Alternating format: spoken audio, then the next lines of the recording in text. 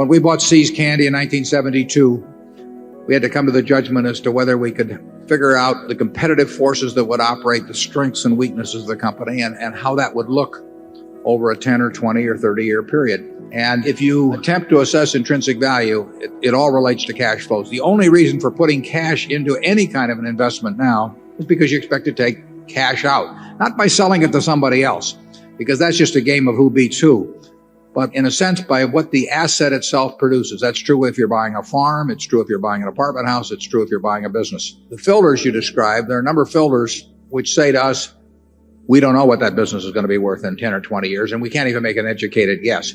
Obviously, we don't think we know to 3 decimal places or 2 decimal places or anything like that, precisely what's going to be produced. But we have a high degree of confidence that we're in the ballpark with certain kinds of businesses. The filters are designed to make sure we're in those kinds of businesses. We basically use long-term, risk-free, that's government bond type interest rates to think back in terms of what we should discount at. That's what the game of investment is all about. Investment is putting out money to get more money back later on from the asset, and not by selling it to somebody else, but by what the asset itself will produce. If you're an investor, you're looking at what the asset is going to do, in our case, businesses.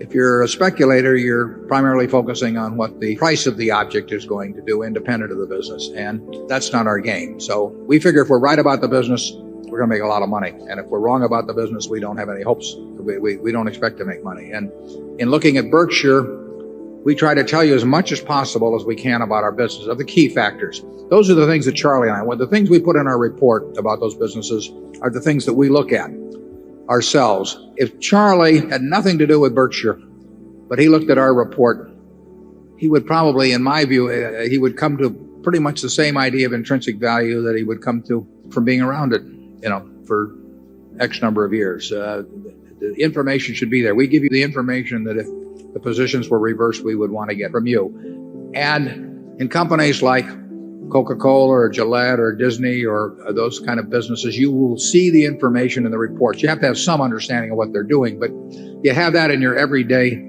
activities. You'll get that kind of knowledge. You won't get it, in terms of some high-tech company, but you'll get it with those kind of companies. And then you sit down and you try to print out the future.